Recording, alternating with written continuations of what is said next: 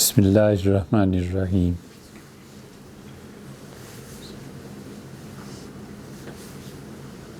اب بچوں سے بات کیا چل رہی تھی؟ کہانی کی۔ وہ کہانی نیولے کی شروع کی تھی اور نیولا بیچ میں ہی رہ گیا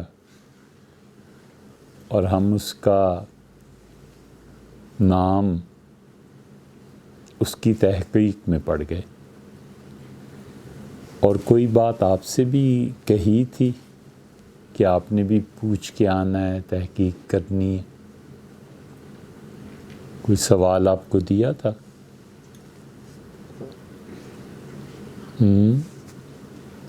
کہیے۔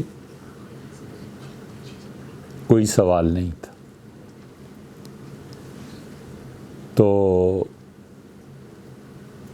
جانور جتنے بھی اللہ تعالیٰ نے پیدا فرمائے ہیں، بلکہ اس دنیا کی جتنی بھی چیزیں اللہ نے پیدا فرمائی ہیں، وہ سب کی سب انسانوں کو نفع دیتی ہیں۔ سانپ بھی انسان کو نفع دیتے ہیں۔ سانپوں میں جو زہر ہوتا ہے یہ کئی ایک بیماریوں میں کام آتا ہے۔ ہم بچے یہی سمجھتے ہیں کہ سانپ کاٹ لے گا اور آدمی مر جائے گا، لیکن ایسے نہیں ہیں۔ سارے سانپ کاٹنے والے بھی نہیں ہوتے۔ ہم ڈرتے زیادہ ہیں اور اس کے مقابلے میں سانپ کاٹنے والے کم ہوتے۔ اچھا بیٹے، بعض اوقات ایسے لوگوں کے فون آ جاتے ہیں جن کو جواب نہ دینا اور فون نہ سننا بہت دشوار ہوتا ہے۔ پھر ذہن ادھر چلا جاتا ہے، پھر آپ کا حق بھی ادا نہیں ہو سکتا۔ تو اس لیے ہم کبھی بہت ہی ضروری فون ہو تو سنتے ہیں، اور اس کے لیے آپ سے معذرت خواہ۔ بات سانپ کی چل رہی تھی کہ سانپوں میں بھی ایسے زہر ہوتے ہیں جس سے انسان دوائیاں بناتا ہے۔ اب سانپ ہمارے نزدیک بہت خوفناک اور بہت ڈرانے والا ہے، اور اسے دیکھ کے بچے بھاگ پڑتے ہیں کہ اس کو مارو، ایسے ہو گیا، ایسے ہو گیا۔ لیکن بیٹے اس میں بھی اللہ نے بہت سے منافع رکھے ہیں۔ تو اشیاء، اماکن، افراد، ہر ایک میں مثبت پہلو بھی ہے اور منفی پہلو بھی ہے۔ منفی پہلو ہمارے سامنے رہتا ہے اور مثبت پہلو کبھی کبھی چھپا ہوا ہوتا ہے۔ لیکن اچھے بچے وہ ہوتے ہیں کہ جو کسی بھی چیز کے برے اور اچھے پہلو دیکھ کے پھر فیصلہ کرتے ہیں کہ کیا چیز بہتر ہے اور کیا چیز کم بہتر، کیا چیز نقصان دے رہی ہے اور کون سی چیز اس سے بڑھ کر نقصان دے رہی ہے۔ کیا سائرن بج رہا ہے؟ کیا چیز ہے؟ پوچھیے ان سے۔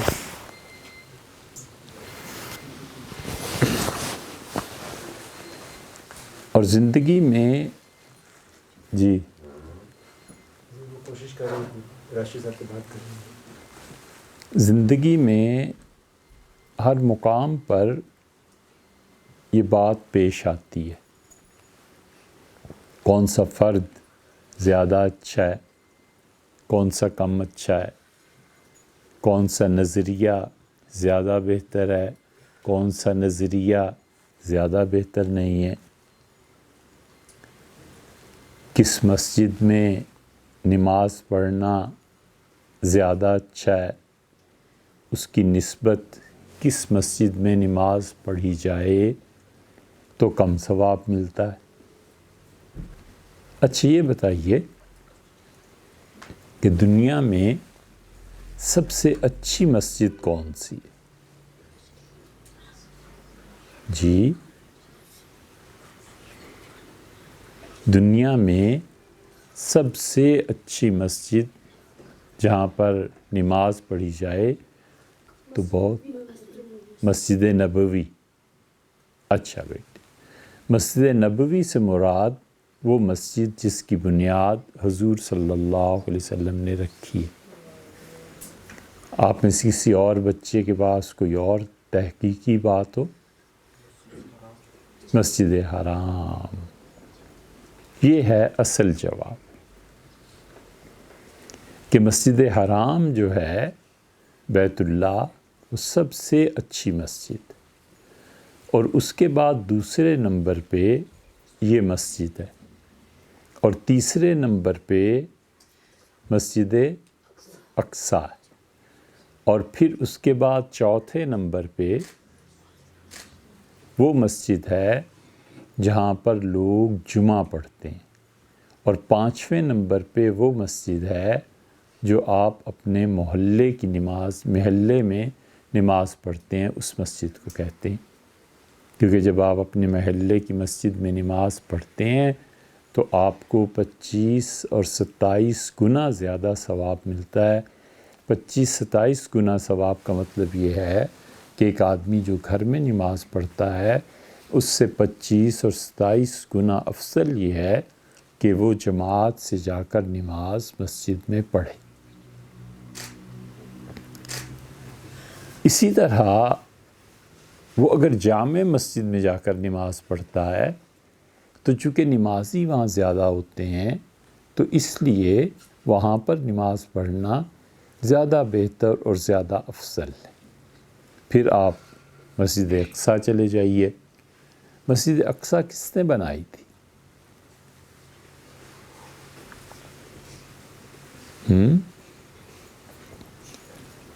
حضرت ابو ذر غفاری رضی اللہ عنہ کی روایت میں آتا ہے کہ حضور اقدس صلی اللہ علیہ وسلم سے پوچھا گیا کہ اللہ کے رسول، سب سے پہلی مسجد اس دنیا میں کون سی تھی؟ یہ لفظ اصل میں ہونا چاہیے بیٹے مسجد۔ عربی کا قانون یہی چاہتا ہے، اسے کہتے ہیں اسم مکان، یعنی کسی جگہ کا نام، تو اس کا وزن مسجد ہے، اور لفظ مسجد ہی اصل میں ہونا چاہیے، لیکن عربوں نے چونکہ مسجد کی بجائے مسجد پڑھنا شروع کیا تو یہ سماعی ہو گیا، یعنی جو کچھ کہ ہم نے سنا ہے وہ اسی طرح زبان میں چلا آتا ہے۔ ہر زبان میں ایسے الفاظ ہوتے ہیں جو کسی قاعدے اور قیاس کے خلاف ہوتے ہیں۔ آپ اسے کسی قاعدے اور قیاس میں نہیں لا سکتے، لیکن چونکہ اہل زبان وہی بولتے ہیں لہٰذا ہم بھی وہی بولتے ہیں۔ CUT کٹ کا کیا مطلب ہوا؟ کاٹنا، اور PUT پٹ کیوں نہ ہوا؟ CUT کٹ اور PUT پٹ یہ ہونا چاہیے نا، لیکن چونکہ ہمیشہ سے انگریز اس لفظ کو ایسے ہی بولتے رہے ہیں، اس لیے ہر زبان میں بہت سے الفاظ ایسے ہوتے ہیں جو کسی قاعدے اور قانون کے تحت نہیں آتے، بلکہ اہل زبان جو کچھ بولتے ہیں ہمیں اسے قبول کرنا پڑتا ہے۔ تو ہونا تو چاہیے تھا مسجد، لیکن عرب چونکہ مسجد بولتے ہیں لہٰذا ہم بھی مسجد کہتے ہیں۔ تو مسجد اقصیٰ کس نے بنائی؟ پوچھا گیا حضور صلی اللہ علیہ وسلم سے کہ سب سے پہلی مسجد دنیا میں کون سی بنی تھی، تو رسول اللہ صلی اللہ علیہ وسلم نے ارشاد فرمایا کہ سب سے پہلی مسجد اس دنیا میں بیت اللہ تھا۔ قرآن نے بھی کہا ان اول بیت وضع للناس، اور سب سے پہلی عبادت کی جگہ اس دنیا میں جو بنائی گئی وضع للناس، لوگوں کے لیے، لوگوں کے فائدے کے لیے، لوگوں کی عبادت کے لیے، لوگوں کے نماز پڑھنے کے لیے، یہ مسجد حرام، بیت اللہ حرام، حرمت والی جگہ، عزت والی جگہ، احترام والی جگہ۔ اور پھر حضرت ابو ذر غفاری رضی اللہ عنہ نے پوچھا کہ اللہ کے رسول دوسری مسجد کون سی بنائی گئی؟ تو رسول اللہ صلی اللہ علیہ وسلم نے مسجد اقصیٰ کا فرمایا کہ فرشتوں نے اس کو بنایا۔ عرض کیا گیا کم بینہما، دونوں مسجدوں کے درمیان کتنا وقفہ تھا، زمانہ کیا تھا؟ تو آپ نے فرمایا جب بیت اللہ کو بنایا گیا تو اس کے 40 سال کے بعد مسجد اقصیٰ کو بنایا گیا۔ پھر جس طرح فرشتوں نے بیت اللہ کو بنایا اور چھوڑ دیا کہ حضرت آدم علیہ السلام کے اولاد آئے اور یہاں پر خدا کی عبادت کرے، فرشتوں نے دوسری مسجد یہ بنائی اور اس کے بعد انہوں نے اسے چھوڑ دیا کہ لوگ آئیں اور یہاں آ کر اللہ کی عبادت کریں۔ یہ 2 مسجدیں تھیں جو آگے پیچھے کو بنی، اور 40 سال کے وقفے میں یہ 2 مسجدیں اللہ تعالیٰ نے دنیا کو عنایت فرمائیں تاکہ لوگ آئیں اور عبادت کے مراسم ادا کریں۔ پھر بیٹے یہ مسجد بنتی رہی، ٹوٹتی رہی، بیت اللہ کی طرح کہ بیت اللہ کی مسجد بنی، پھر کسی نے اسے توسیع کرنے کے لیے اور نئی مسجد بنانے کے لیے اینٹوں کو، پتھروں کو الگ کیا۔ اسی طرح مسجد اقصیٰ کے لیے بھی ایسے ہوتا رہا، یہاں تک کہ حضرت داؤد علیہ السلام کا دور آ گیا۔ حضرت داؤد علیہ السلام نے اس مسجد کا بہت خوبصورت نقشہ تیار کروایا، اور انہوں نے کہا کہ یہ جو ایک کونا ہے نا، اس کونے میں مزید اسے آگے کرو۔ تو جو انجینئرز تھے انہوں نے عرض کیا کہ حضرت یہاں پہ ایک عورت کا گھر ہے اور وہ بوڑھی عورت اپنا گھر نہیں دے رہی۔ تو حضرت داؤد علیہ السلام نے کہا کہ انہیں اتنے پیسے بڑھیا کو دے دو، وہ خوش ہو جائے گی اور گھر دے دے گی۔ تو اللہ تعالیٰ نے وحی نازل کی اور اللہ نے فرمایا داؤد، ہم کسی ایسی زمین پہ کی جانے والی عبادت کو قبول نہیں کریں گے جو زمین لوگوں سے چھینی گئی۔ اس لیے بیٹے حکومت کی جو زمینیں ہیں نا سرکاری، اور جو لوگوں کی اپنی ذاتی زمینیں ہیں، جب تک وہ اپنی خوشی سے نہ دیں نہیں لی جا سکتی۔ سرکاری جائیدادوں پر مسجد نہیں بنائی جا سکتی جب تک گورنمنٹ اجازت نہ دے۔ لیکن بیٹے ہمارے ملک میں چونکہ ظلم مچا ہوا ہے اور کوئی پلاننگ نہیں ہوتی، کوئی خیال نہیں اس چیز کا کیا جاتا، اس لیے بہت سے علماء مثلاً 4 میل 5 میل کے ایریے میں کوئی ایک مسجد بھی نہیں ہے، تو بہت سے علماء کہتے ہیں کہ وہاں گورنمنٹ کی زمین پہ مسجد بنانا جائز ہے، کیونکہ یہ ہمارا حق ہے جو گورنمنٹ ہمیں نہیں دے رہی۔ تو گورنمنٹ جب حقوق نہ پورے کرے، انسانوں کے حقوق ادا نہ کرے، کسی بھی جانوروں کے، انسانوں کے، کسی کے بھی، تو وہ حق گورنمنٹ سے چھین لینا، یہ اجازت دی جاتی ہے اس بات کی۔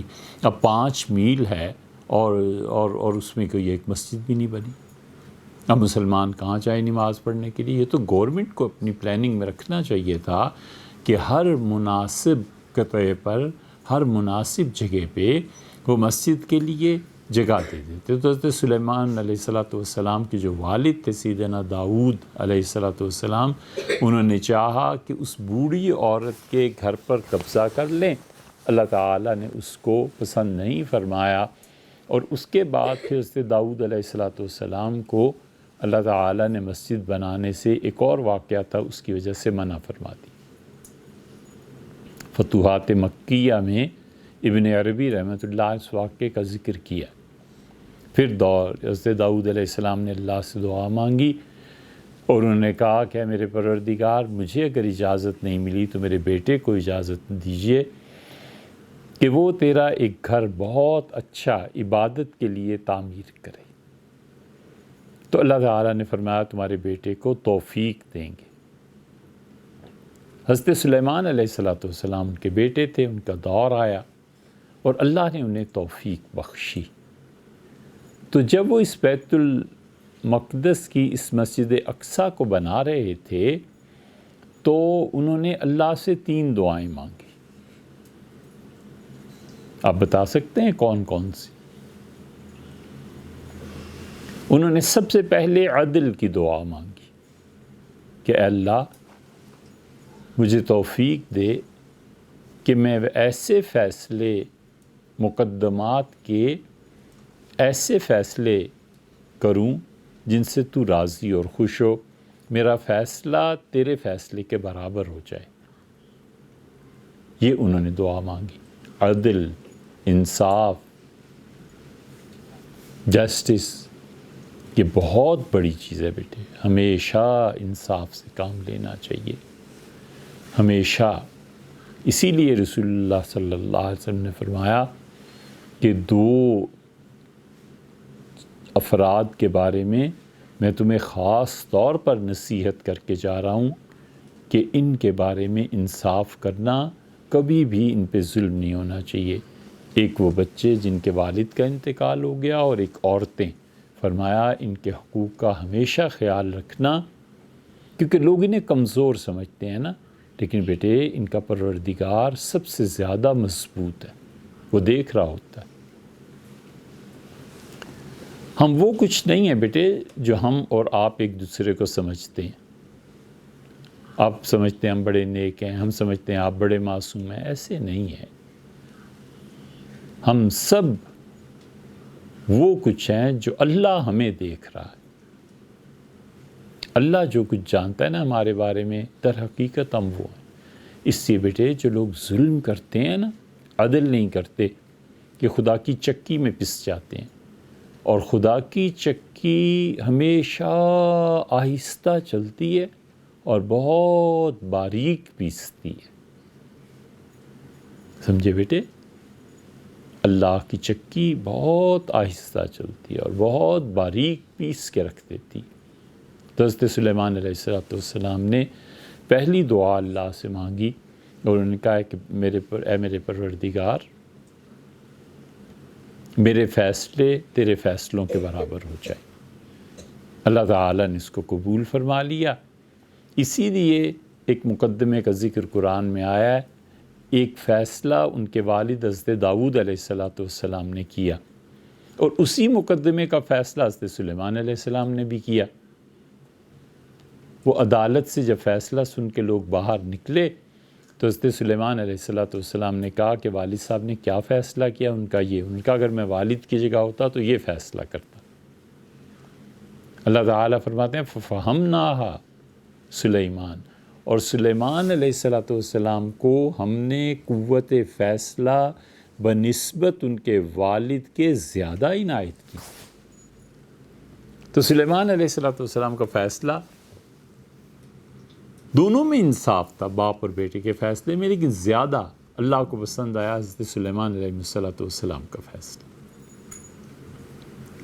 دوسری دعا انہوں نے مانگی اور ان کا میرے پروردگار ہب لی ملکا لا ینبغی لأحد من بعدی، اے اللہ مجھے ایسی سلطنت عنایت فرما دے جو میرے بعد قیامت تک کسی کی حکومت ایسی نہ ہو۔ اللہ تعالیٰ نے اسے بھی قبول کر لیا، اور جنات ان کے غلام بن گئے، انسان، ہر چیز، جانوروں کی بولیاں وہ سمجھنے لگے۔ جانور ایک دوسرے سے بات کرتے تھے نا، تو حضرت سلیمان علیہ السلام سمجھ جاتے تھے۔ حضور صلی اللہ علیہ وسلم نے فرمایا، اس صحیح حدیث میں آیا ہے کہ قحط پڑ گیا، بارش ہی نہیں ہو رہی تھی، تو حضرت سلیمان علیہ السلام سے لوگوں نے، جنہوں نے عرض کیا کہ حضرت آپ ہمیں نماز پڑھائیں، نماز پڑھ کے دعا مانگتے ہیں بارش کی۔ تو ان کا چلو کھلے میدان میں چلو، سب چلو نماز پڑھیں گے. تو جاتے جاتے آپ کو یہ کہانی اچھی لگ رہی ہے؟ جاتے جاتے حضرت سلیمان علیہ السلام اچانک بولے اور فرمایا واپس چلو، بارش ہو جائے گی. کسی نے پوچھا حضرت اتنا انسانوں اور جنوں کو آپ نے جمع کیا، اب آپ کہتے ہیں بارش ہو جائے گی، تو یہ کس وجہ سے؟ تو انہوں نے فرمایا کہ میں جا رہا تھا تمہارے ساتھ، ہنسے اور فرمایا کہ میں نے ایک چیونٹی کو دیکھا، وہ اللہ تعالیٰ سے باتیں کر رہی تھی. تو اس چیونٹی نے اپنے ہاتھ اٹھائے، آگے کے دونوں ہاتھ، اور دعا مانگنے لگی. تو میں نے اس کی دعا سنی. اس نے کہا اے میرے رب، جنات اور انسان گناہ کرتے ہیں جن کی وجہ سے تیری رحمت بارشیں رک جاتی ہیں. اے رب، ہم زمین میں جل گئی ہیں، زمین کے اندر جو جانور ہیں سخت تنگ ہیں، اللہ بارش دے دے. تو اللہ تعالیٰ نے فرشتوں سے فرمایا کہ ہم اس چیونٹی کی وجہ سے انسانوں پر رحم کریں گے اور بارش دیں گے. اس لیے بیٹے ہم میں سے کوئی نہیں جانتا کہ کس کو کس کی وجہ سے رزق مل رہا ہے، کس کو کس کی وجہ سے رحمتیں مل رہی ہیں. ہمیشہ نیکی کرتے رہو. کچھ پتہ نہیں ہے کہ جانوروں کے صدقے انسان دے رہا ہے اور انسانوں کے صدقے میں بھی انسانوں کو ملتا ہے. حضرت سلیمان علیہ السلام نے دعا مانگی تھی کہ اللہ میرے بعد قیامت تک کسی کو ایسی حکومت نہ ملے. اب جانوروں کی زبان سمجھنے والا تو کوئی ایک بھی نہیں ہوا. پھر انہوں نے تیسری دعا مانگی. حضور صلی اللہ علیہ وسلم 2 دعائیں تو ان کی قبول ہو گئیں. تیسری دعا جو انہوں نے مانگی تو فرمایا کہ مجھے اللہ سے امید ہے یہ بھی قبول ہو گئی ہوگی. ان کا اے پروردگار، جو اس مسجد اقصیٰ میں نماز پڑھنے کے لیے آئے، اللہ اسے ایسے کر دے پاک اور صاف جیسے آج ہی اس کا جنم ہوا ہے. جیسے بچہ نیا ہوتا ہے نا، اس کا کوئی گناہ نہیں ہوتا.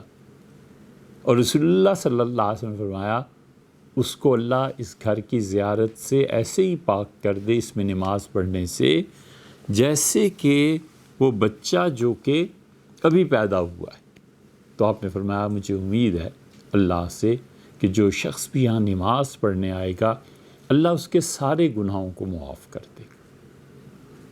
جب مکہ مکرمہ فتح ہوا تو حضرت ارقم رضی اللہ عنہ نے چاہا سفر، اور جب سفر کا سامان انہوں نے باندھا، حضرت ارقم رضی اللہ عنہ کو جانتے ہیں آپ، بہت عظیم شخصیت تھی. مسلمان مکہ میں کہیں چھپ کے جمع نہیں ہو سکتے تھے. یہ جہاں پر صفا پہاڑی ہے، آپ کبھی گئے حج اور عمرے کے لیے تو آپ کو اس کی زیارت نصیب ہوگی. اس وقت یہ بڑی پہاڑی ہوتی تھی، اب تو کاٹ دی ہے ساری. اس کے دامن میں ایک جگہ حضرت ارقم رضی اللہ عنہ کا گھر تھا. وہ نظر بھی نہیں آتا تھا، اس تک پہنچنا بھی دشوار تھا. اسلام اپنے ابتدائی دور میں چھپ چھپا کے لوگ وہاں آتے تھے. حضور صلی اللہ علیہ وسلم بھی وہاں تشریف فرما ہوتے تھے، اور وہ گھر صفا پہاڑی کے بالکل نیچے تھا. اور حضرت عمر رضی اللہ عنہ بھی وہاں اسلام قبول کیا تھا. حضرت حمزہ رضی اللہ عنہ نے اسلام قبول کیا. 40 کے قریب ابتدائی مسلمانوں نے سب نے اسلام اس گھر میں قبول کیا. حضرت ارقم رضی اللہ عنہ نے نظر مانی کہ اللہ اگر مکہ رسول اللہ صلی اللہ علیہ وسلم فتح کر لیں تو میں بیت المقدس میں تیری شکریہ کے لیے آؤں گا اور نماز پڑھوں گا. تو کہتے ہیں میں سفر پہ جب چلنے لگا تو رسول اللہ صلی اللہ علیہ وسلم سے عرض کیا کہ میں سفر پہ. فرمایا کہاں؟ میں نے کہا کہ مسجد اقصیٰ. تو حضور صلی اللہ علیہ وسلم نے فرمایا تجارت کے لیے جا رہے ہو یا نماز پڑھنے جا رہے ہو؟ عرض کیا کہ اللہ کے رسول مکہ فتح ہوا ہے، میں نے نظر مانی تھی، جی چاہتا ہے جتنی جلدی اللہ کا قرضہ ادا ہو جائے تو ہو آؤں. رسول اللہ صلی اللہ علیہ وسلم نے فرمایا وہاں جاؤ اور نماز کی نیت سے جانا، اور تمہیں پتہ ہے کہ وہاں کی نماز پر 1000 نمازوں کا ثواب ملتا. اس لیے بیٹے ہمیشہ مسجد اقصیٰ کی زیارت کے لیے جب آدمی جائے تو اس میں ایک نیت تو یہ کرے کہ میں وہاں پر نماز پڑھوں گا، کیونکہ رسول اللہ صلی اللہ علیہ وسلم بار بار فرمایا ہے کہ نماز کی نیت سے جو آیا، آپ نے دیکھا نا، انہوں نے کہا تجارت کی وجہ سے جا رہے ہو یا نماز پڑھنے کے لیے؟ تو انہوں نے عرض کیا کہ اللہ کے رسول میں وہاں پر جا رہا ہوں نماز پڑھنے کے لیے جو نظر مانی تھی۔ اس لیے ہمیشہ مسجد اقصیٰ اگر آپ جائیں تو نماز کی نیت، یہ تو ایک چیز ہو گئی۔ اسی لیے دوسری بات آپ کو بتاتے ہیں بعد میں، اسی لیے ایک مرتبہ ارشاد فرمایا کہ میری مسجد میں تم نماز پڑھو، یہ تمہیں 50,000 رکعت، ایک رکعت 50,000 رکعتوں کے برابر ہو جائے گی۔ میرے ہاں پڑھو گے اس مسجد نبوی میں تو ایک نماز 50,000 نمازوں کا ثواب تمہیں ملے گا۔ پھر فرمایا مسجد حرام میں چلے جاؤ، بیت اللہ میں، تو ایک نماز کا ثواب 1,00,000 کے برابر ملے گا۔ اور پھر رسول اللہ صلی اللہ علیہ وسلم نے فرمایا میری مسجد کی ایک نماز یہ زیادہ اچھی ہے، اور مسجد اقصیٰ میں اگر تم نماز پڑھو گے تو تم کو 16 نمازوں کے برابر ثواب ملے گا۔ یہاں 50,000، وہاں 16۔ یہ ساری مقدار کہ کہاں 1,000، کہاں 50,000، کہاں 16 نمازوں کے برابر ثواب، یہ سب کی سب چیزیں بیٹے عقل سے ماورا۔ کسی بھی چیز کی قیمت متعین کر دینا کہ اس کا وزن اتنا ہے، اعمال میں یہ اللہ کے اپنے اختیار میں ہے، وہ جو چاہے سو کرے، جس چیز کا جو جتنا ثواب وہ چاہے مقرر کرے۔ نہ اسے خود رسول اللہ صلی اللہ علیہ وسلم کرتے تھے، نہ کوئی اور کر سکے۔ جب وہ نہیں کرتے تھے تو اور تو پھر کوئی رہ ہی نہیں گیا نا۔ تو اللہ تعالیٰ ان چیزوں کو متعین فرما دیتے ہیں، پھر کم زیادہ بھی کرتے رہتے ہیں۔ مثلاً ایک آدمی نیک ہے، متقی ہے، تو ممکن ہے 16 کی بجائے اسے کتنا ہی ثواب زیادہ ملے، ہم نہیں جانتے۔ ایک آدمی قربانی دے کے آ رہا ہے اپنے وقت کی، اپنے مال کی، اس کے پاس ٹائم نہیں تھا، لیکن اس کے باوجود اس نے سوچا کہ اگر وہاں پر جاؤں اور اللہ کی خوشی مجھے ملے گی۔ حضرت سلیمان علیہ السلام کی دعا کہ اللہ جو اس گھر میں نماز پڑھنے کے لیے آئے، اے پروردگار اس کو ایسے کر دے جیسے اس نے ابھی جنم لیا ہے، تو کیوں نہ میں اس سے فائدہ اٹھاؤں، اور وقت نکال کے پیسہ خرچ کر کے جاتا ہے، تو ممکن ہے کہ اللہ اس کو 16 کی بجائے کئی نمازوں کا ثواب عطا فرمائے۔ اور اس سے بھی بڑی بات ایک جگہ نبی کریم صلی اللہ علیہ وسلم نے فرمائی، بیت المقدس کی فضیلت پہ جو کتابیں لکھی گئی ہیں، جب آپ بڑے ہوں گے انہیں پڑھیں گے تو آپ کو پتہ چلے گا کہ اس مسجد کے لیے سفر کرنا کتنی بڑی چیز ہے، اور اللہ تعالیٰ نے اس میں کتنی برکتیں رکھی۔ حضرت رسالت پناہ صلی اللہ علیہ وسلم نے ایک جگہ پر فرمایا کہ جس نے بیت المقدس میں آ کر نماز پڑھی،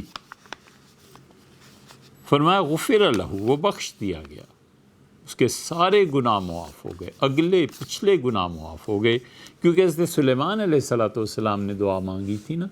تو اس کی خبر رسول اللہ صلی اللہ علیہ وسلم نے ایک تو یہ کہہ کے دی کہ مجھے اللہ سے امید ہے میرے بھائی سلیمان علیہ السلام کی وہ تیسری دعا بھی قبول ہو گئی ہوگی، اور پھر ایک دن یہ فرما دیا کہ جو اس گھر میں آئے گا نماز کی نیت سے، اللہ اس کے سارے گناہ معاف کر دے گا۔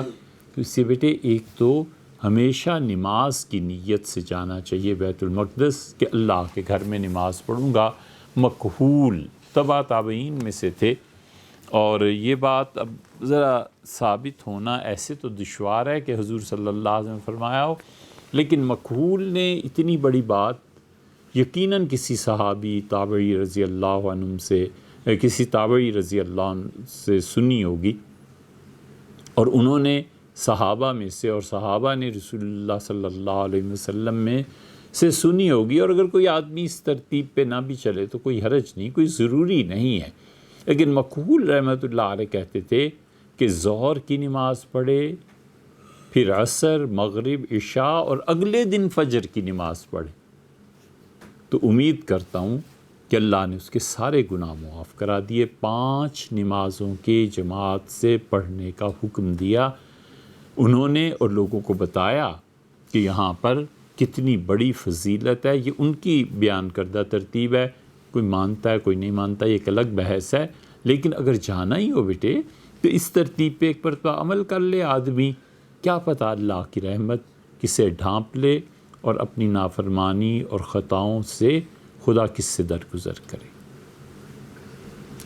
دوسری چیز بیٹے جو وہاں پر جیسے ہم لوگ نماز کے لیے نہیں جا سکتے، رسول اللہ صلی اللہ علیہ وسلم نے ایک تو یہ کہا، حضرت میمونہ رضی اللہ عنہ کی روایت میں آتا ہے کہ حضور صلی اللہ علیہ وسلم جس نے وہاں نماز پڑھی اس کے سارے گناہ معاف کر دیے گئے۔ تو حضرت میمونہ رضی اللہ عنہ کہتی ہیں میں نے کہا اللہ کے رسول اس پہ تو عیسائیوں کا قبضہ ہے، تمہارا جانا کچھ اتنا آسان نہیں ہے۔ اس وقت تک بیت المقدس مسلمانوں نے فتح نہیں کیا تھا نا، پہلی مرتبہ بیت المقدس جو فتح ہوا ہے وہ کب؟ دیکھا آپ پڑھتے نہیں نا، سیدنا عمر رضی اللہ عنہ کے زمانے میں۔ حضرت عمر رضی اللہ عنہ کا فلسطین کا سفر اتنی بڑی چیز ہے کہ جی چاہتا ہے کبھی اس پہ بولیں، بات کریں، لکھیں، کام ہی اتنے زیادہ ہوتے ہیں۔ آپ بھی تو جلدی جلدی بڑے نہیں نا ہوتے کہ کاموں کو سنبھال لیں۔ اچھا، تو فلسطین کا سفر جو حضرت عمر رضی اللہ عنہ کا بہت بڑی چیز ہے، بہت چیزیں پیش آئیں۔ ان میں سے ایک چیز یہ تھی کہ سیدنا عمر رضی اللہ عنہ خود بیت المقدس گئے اور 2 اونٹ تیار کیے گئے، ایک ان کے لیے ایک ان کے غلام کے لیے۔ تو انہوں نے فرمایا کہ کیا ضرورت ہے 2 اونٹ لے جانے کی، ہم مسلمانوں کے خزانے پر بیت المال پر اتنا بوجھ ڈال دیں، بس 1 اونٹ اپنے نوکر سے کہا کافی ہے، دیکھو کہ تم بیٹھو اور میں اونٹ کی نکیل پکڑ کے چلتا رہوں گا۔ غالباً 16 میل کا فرمایا کہ 16 میل کے بعد پھر میں بیٹھوں گا، پھر تم چلتے رہنا۔ ہر 16 میل کے بعد ہم سواری کے لیے 2 آدمی، بس 1 اونٹ کافی ہے، اس سے زیادہ نہیں لینا چاہیے۔ ہمیشہ بیٹے جو پیسہ مسلمانوں کا ہوتا ہے نا اس کو خوب سوچ سمجھ کے اور احتیاط سے استعمال کرنا چاہیے۔ مسجد کے فنڈز ہیں، مدرسے کے فنڈز ہیں، قبرستان کے لیے لوگ فنڈز جمع کرتے ہیں، کھانے کے لیے، کھانا کھلانے کے لیے، مسلمانوں کو غریب لوگوں کی مدد کے لیے۔ ہمیشہ بیٹے یاد رکھو بیٹے یہ فنڈز جو ہوتے ہیں نا جو اس میں ہر مسلمان کا حصہ ہوتا ہے، یہ آگ ہے۔ آگ کے معاملے میں ذرا بے احتیاطی ہوئی اور آپ کے کپڑے اور جسم جلا، ذرا بے احتیاطی ہوئی اور جہنم میں پھینک دیے گئے۔ سیدنا عمر رضی اللہ عنہ نے پہلی مرتبہ جب اسلام کا دور آیا تو خلافت راشدہ میں یہ ہوا، اور حضرت میمونہ رضی اللہ عنہ فرماتی کہ میں نے عرض کیا کہ بیت المقدس پہ تو عیسائیوں کا قبضہ ہے، ہم جائیں گے کیسے؟ تو رسول اللہ صلی اللہ علیہ وسلم نے فرمایا تم میں سے جو آدمی بھی وہاں جائے اسے چاہیے کہ چراغ جلائے، چراغوں میں تیل ڈالے۔ دوسری بات یہ ہوگی، ایک تو نماز کی نیت سے جانا، دوسرے وہاں پر جا کر چراغوں میں تیل ڈالنا، کیونکہ اس زمانے میں مدینہ منورہ میں مسجد نبوی میں بھی چراغ نہیں ہوتے تھے، مسجد بالکل اندھیرے میں ہوتی تھی۔ تو حضرت تمیم داری رضی اللہ عنہ ہے، تمیم رضی اللہ عنہ وہاں کے پادری تھے گرجے میں نا، انہیں پتہ تھا کہ اللہ کے آخری نبی نے آنا ہے۔ حضرت تمیم رضی اللہ عنہ جب آئے ہیں مدینہ منورہ تو انہیں رسول اللہ صلی اللہ علیہ وسلم سے ملے، اور نبی کریم صلی اللہ علیہ وسلم سے بہت محبت، بہت تعلق تھا۔ فرمایا تمیم، ایک دن فرمایا تمیم تم دیر سے آئے، میری ساری بیٹیاں رشتے ختم ہو گئے، اور اگر میرے گھر کوئی بیٹی ہوتی تو میں تمہیں اپنا داماد بنا لیتا۔ اتنی محبت تھی حضور صلی اللہ علیہ وسلم کو تمیم رضی اللہ عنہ سے۔ اور ایک دن آپ رات کو مسجد آئے تو دیکھا ایک چراغ چل رہا ہے۔ عیسائی ہمیشہ اپنے گرجوں میں چراغ چلاتے تھے، روشنی۔ پہلی مرتبہ مسجد نبوی میں چراغ چلا، حضور صلی اللہ علیہ وسلم رات کو آئے تو چراغ چل رہا تھا، بہت خوش ہوئے، پوچھا بھی یہ کس نے یہ طریقہ شروع کیا؟ تو عرض کیا گیا تمیم، تو رسول اللہ صلی اللہ علیہ وسلم نے ان کے لیے دعا مانگی، اچھائی اور خیر کی دعا مانگی۔ تو آپ نے فرمایا کہ دیکھو تم میں سے جو بھی جائے وہاں پر اسے چاہیے کہ چراغوں میں تیل ڈالے، دوسرا کام بیٹے وہاں جا کر یہ کرنے کا ہے۔ پھر فرمایا کہ تم میں سے جو نہ جا سکے اسے چاہیے کہ تیل کے لیے پیسے بھجوا دے۔ دونوں باتیں، یا تو تیل ڈالے، اور رسول اللہ صلی اللہ علیہ وسلم جو شخص وہاں پیسے بھجوا دے تیل ڈالنے کے لیے وہ اتنا ہی ثواب کا مستحق ٹھہرے گا جتنا کہ نماز پڑھنے والا۔ تو ایک تو یہ فرما دیا کہ وہاں مسجد میں جاؤ تو چراغوں میں تیل ڈالو، دوسرے یہ فرما دیا کہ اگر نہیں تیل ڈال سکتے تو اس کے لیے پیسے بھجوا دو، تیسرے یہ فرما دیا کہ تم میں سے جو آدمی نہیں جا سکتا اور چراغوں کے تیل کے پیسے بھجوا دیتا ہے اسے وہی چیز ملے گی جو کہ نماز پڑھنے والے کو ملے گی۔ تینوں چیزیں ہو گئی نا۔ اب چراغ تو جلتے نہیں، اب کیا کریں؟ وہ وقت گزر گیا نا۔ ہم نے کئی دوستوں سے کہا کہ آپ جب جائیں تو پوچھیں، اگر بجلی کا بل کوئی آتا ہے تو اس میں پیسے دے دو کہ جی یہ بجلی کے بل میں ہمارے پیسے شامل کر لیجیے۔ تو یہ گویا وقت کے اعتبار سے جب اشیاء بدلی ہیں تو حکم بھی بدل گیا۔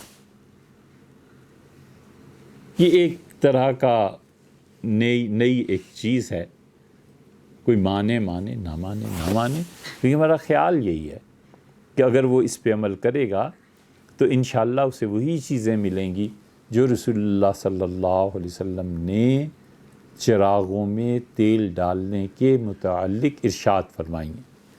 ایک چیز تو یہ ہے نماز پڑھنا، دوسری چیز یہ،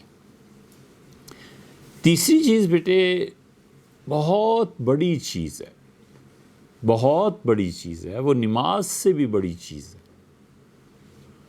آپ اس تک جب بڑے ہوں گے نا آپ، اور جب آپ پڑھیں گے تو آپ کو پتہ چلے گا کہ وہ نماز سے بھی بڑی چیز ہے، اور وہ اللہ کے قرب کی نیت۔ یہ نیت کرنا کہ اللہ میں اس لیے بیت المقدس میں آ رہا ہوں کہ میں تجھ سے زیادہ قریب ہو جاؤں۔ اللہ کا قرب یہ ساری نماز اور تلاوت اور جہاد ان سب چیزوں سے افضل ہے۔ اللہ تعالیٰ اپنے قریب کسی بندے کو کھینچ لے، اللہ اس کے درجات میں ترقی کر دے، خدا اس کی نصیب بدل دے، خدا اس کو اپنے قریب اس طرح سے کر لے کہ اللہ کی محبت اس میں بڑھ جائے اور اللہ کو اس سے محبت بڑھ جائے۔ یہ سب سے بڑی چیز ہے بیٹے وہاں جانے کے لیے، اللہ کا قرب یہ پہلے نمبر کی چیز ہے۔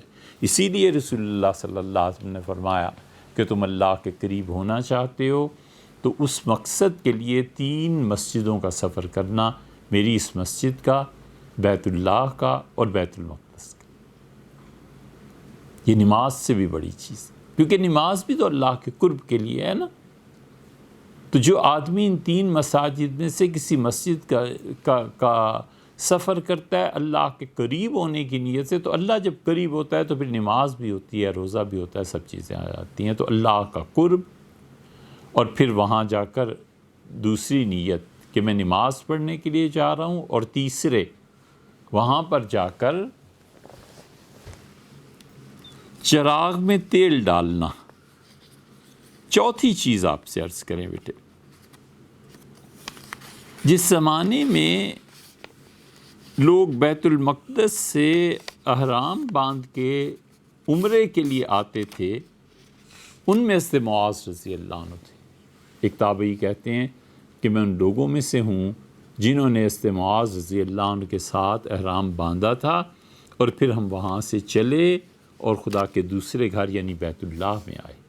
رسول اللہ صلی اللہ علیہ وسلم نے فرمایا تھا کہ جو یہ ساری روایات آپ کو طبرانی میں مل جائیں گی، یہ تمام روایات آپ کو بیت المقدس پہ مستقل مسلمانوں نے جو کتابیں لکھی ہیں اس میں مل جائیں گی، کہ حضرت رسالت مآب صلی اللہ علیہ وسلم نے فرمایا تھا کہ جو شخص بیت المقدس سے احرام باندھے اور بیت اللہ کے طواف کے لیے آئے گا غفر لہ ما تقدم من ذنبہ، تو زندگی میں جتنے گناہ اس نے کیے ہیں سب معافی ہوگی۔ اللہ نے اتنا شرف اس مسجد میں رکھا ہے اور اتنا شرف اس سفر کو دیا ہے، تو اس لیے اللہ کے قرب کی نیت، نماز پڑھنے کی نیت، وہاں پر چراغوں میں تیل ڈالنا، اور اگر ممکن ہو تو وہاں سے عمرے کا احرام باندھ کے پھر بیت اللہ میں آنا اور عمرہ کرنا، رسول اللہ صلی اللہ علیہ وسلم نے یہ چیزیں سکھائیں۔ پانچویں چیز بھی آپ کو بتائیں، یہ بیٹے ضروری نہیں ہے کہ ایسے ہی ہوا ہو، لیکن سیدنا عمر رضی اللہ عنہ جب بیت المقدس کی چابی لینے کے لیے تشریف لے گئے ہیں تو اس سفر میں بہت چیزیں ان کو پیش آئی تھی۔ فلسطین کا سفر تھا، ایک عیسائی عورت جھاڑو دے رہی تھی، سیدنا عمر رضی اللہ عنہ دیکھا اور بالکل رو پڑے، تو پوچھا گیا کہ آپ رو رہے ہیں؟ تو فرمایا تسلا نارن حامیہ، اپنے غلط عقیدے کی وجہ سے کتنے ہی لوگ جہنم میں ڈال دیے جائیں گے شرک کی وجہ سے۔ تو اس عورت کو دیکھ کے رو پڑے کہ بیچاری عیسائی عورت ساری زندگی جھاڑو دیتی رہی، محنت مزدوری کر کے اپنے آپ کو، اپنے بچوں اور متعلقین کو پالتی رہی، اور عاقبت اس کی کیا ہوگی؟ اس شرک کی وجہ سے۔ تو شرک، اللہ کی توحید میں خلل ڈالنے والی چیز، اس پہ ان کا خیال گیا تو رو پڑے کہ دنیا میں جو لوگ عقیدے میں اللہ کی نافرمانی کرتے ہیں وہ بہت شدید چیز۔ پھر وہ آگے گئے، لمبے موزے انہوں نے پہنے ہوئے تھے کیونکہ وہاں پہ سردی ہوتی تھی، تو ایک جگہ مٹی میں چلنا پڑ گیا تو موزوں پہ کیچڑ لگ گیا۔ سیدنا عمر رضی اللہ عنہ نے اپنے موزے دھوئے ایک چشمے پہ رک کے، اور چونکہ وہ لانگ ساکس جسے کہتے ہیں وہ تھے، تو انہوں نے اسے اپنے کندھے پہ ڈال دیا کہ سوکھ جائیں گے پھر پہن لیں گے۔ پھر وہ آگے چلے، تو اس سارے سفر میں ان کی صحابہ کرام رضی اللہ عنہ سے ملاقاتیں رہیں۔ پھر انہوں نے کہا، وہ مسجد یہودیوں نے جب انہیں چابی عیسائیوں نے پیش کی، سیدنا عمر رضی اللہ عنہ نے کہا کہ مجھے وہ مسجد دکھاؤ جو ایلیا کی مسجد ہے۔ وہ لمبا قصہ ہے، ایک جگہ ہم نے اسے ریکارڈ کروایا ہے۔ اس سارے سفر میں ایک بات یہ بھی ہوئی کہ حضرت عمر رضی اللہ عنہ جب مسجد اقصیٰ کے محراب کے پاس پہنچے ہیں تو وہاں پہنچ کر انہوں نے سورہ صاد کی تلاوت کی۔ کیوں تلاوت کی سورہ صاد کی؟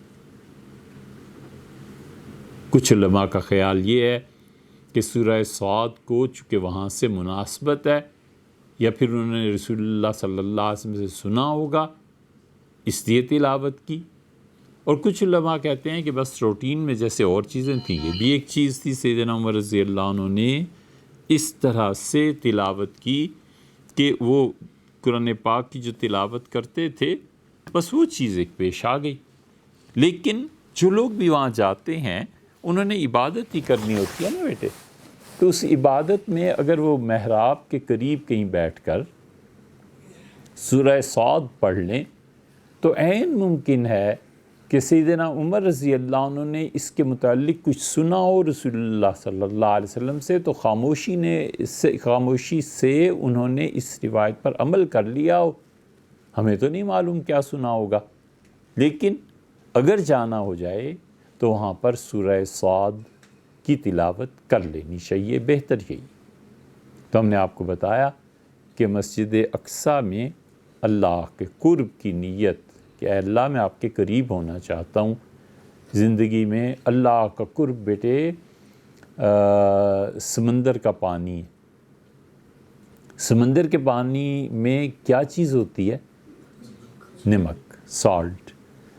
وہ جتنا پی لو اتنی پیاس بڑھتی جاتی ہے۔ اللہ کا قرب بھی ایسی چیز ہے، آدمی جتنا خدا کے قریب ہوتا ہے نا، سمجھتا ہے میں بہت دور ہوں، پھر اور تو ہم کیوں نہ فائدہ اٹھائیں اللہ کے قرب حاصل کرنے کے اس موقع سے۔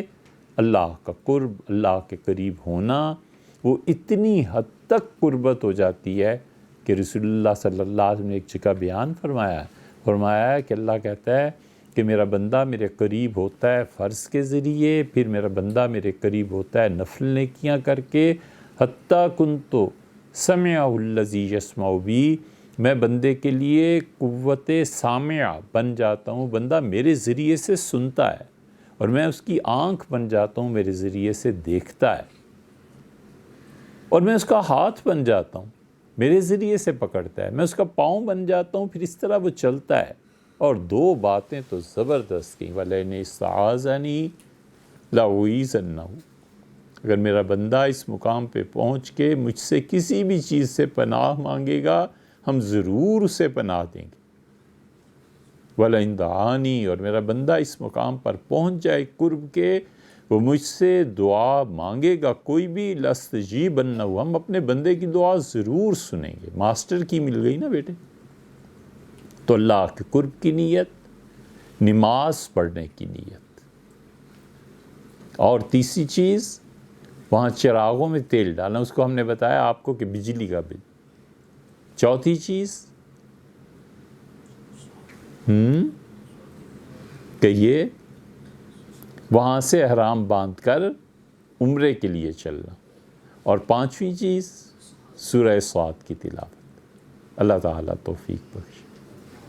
کہانی آپ کی آئندہ انشاءاللہ بات کریں۔